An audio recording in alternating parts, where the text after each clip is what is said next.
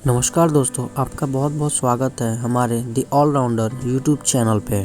दोस्तों, जैसा कि हम सब जानते हैं कि हमारे इंडिया में आजकल एक नई बीमारी पनप रही है जिसका नाम ब्लैक फंगस है, जिसे हम म्यूकोसिस कहते हैं। तो दोस्तों, चलिए समझते हैं कि ये ब्लैक फंगस आखिर में ये होता कैसे है हमको, और इससे बचाव के तरीके क्या हैं और इसके लक्षण क्या क्या हैं। सारी बातें आज जानेंगे, तो हमारे साथ बने रहिए। तो पहले हम जानेंगे कि ये ब्लैक फंगस या म्यूकोसिस क्या है, ये होता क्या है।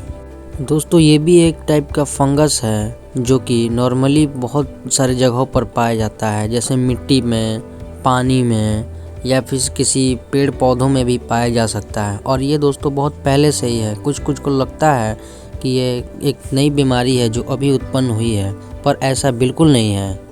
तो फिर सवाल रहेगा कि आखिर में ये लोगों को पहले क्यों नहीं होता था और अभी क्यों हो जा रहा है। तो मैं आपको बता दूं कि यह फंगस 95% उन्हीं पर अटैक कर रहा है जो हाल ही में कोरोना से ठीक हुए हैं, और उनमें भी ये केवल उन्हीं को ज़्यादा अटैक कर रहा है जिनको कोरोना गंभीर रूप से हुआ था। गंभीर रूप से मेरा मतलब उन्हें सांस लेने में दिक्कत आ रही थी, या उन्हें ऑक्सीजन टैंक लगा हुआ था, या वो आईसीयू या वेंटिलेटर पे थे। मैं उन्हीं की बात कर रहा हूँ। दोस्तों, सिर्फ ऐसा इसीलिए हो रहा है क्योंकि कोविड-19 की वजह से उनके फेफड़े बुरी तरह से इन्फेक्टेड हो जाते हैं, और अगर वो ठीक होते हैं तो बुरी तरह, या फिर कहें तो बहुत कमज़ोर हो जाते हैं, और उनका इम्यून सिस्टम भी लगभग तहस नहस हो जाता है। मतलब वो अभी रिकवरी के स्टेज में होता है, तभी ये ब्लैक फंगस अटैक कर देता है। और ये बिल्कुल भी ज़रूरी नहीं है कि ये सिर्फ उन कोरोना मरीज़ों को ही अटैक करता हो। ये बहुत सारे लोगों को अटैक कर सकता है जिन्हें डायबिटीज़, शुगर, अस्थमा इत्यादि जैसी बीमारियां हों, या फिर वो बहुत ज़्यादा कमज़ोर हो। हम देख रहे हैं कि बहुत सारे केसेस में जिनको ब्लैक फंगस हो रहा है, या तो उनकी डेथ हो जा रही है, या फिर कई केसों में तो वो अंधे हो जा रहे हैं। आप लोगों में से कई लोग ये भी सवाल पूछना चाहेंगे कि आखिर में ये ब्लैक फंगस हो कैसे रहा है। क्या ये व्यक्ति से व्यक्ति हो रहा है या फिर ये हवाओं में है। तो जी नहीं दोस्तों, यह एक फंगस है जो कि मिट्टी में, काइयों में, पेड़ पौधों में, जो गंदे नाले होते हैं हमारे घर के सामने, या फिर कोई बड़ा नाला हो, नदी भी हो सकता है, या फिर ऐसे बहुत सारी चीज़ें जहाँ पर गंदगी पनप रही हो, वहाँ से हो सकता है। अब जानते हैं कि इसके लक्षण क्या क्या हैं। सबसे पहले ये आँखों में ही नज़र आता है। आँखों में बहुत ज़्यादा एक्सेस कीचड़ होना, आँखें बुरी तरह सूज जाना, आँखों का ज़्यादा ना खुलना, और आँखों का बहुत ज़्यादा खुजली करना।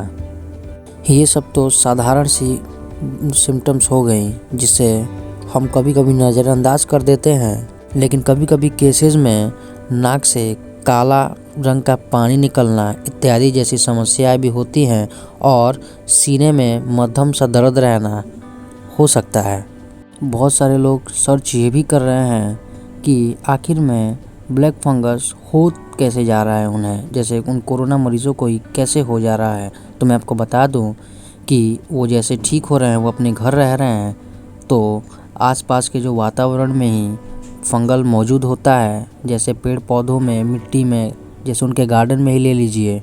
और बहुत ज़्यादा चांसेस ये भी है कि उन्हें घर के पानी से ही फंगस हुआ हो, जैसे कि उनके घर के ही हैंडपम्प से, या फिर जो सरकारी पानी आता है जिसे हम टुल्लू कहते हैं, वहाँ से भी हो सकता है।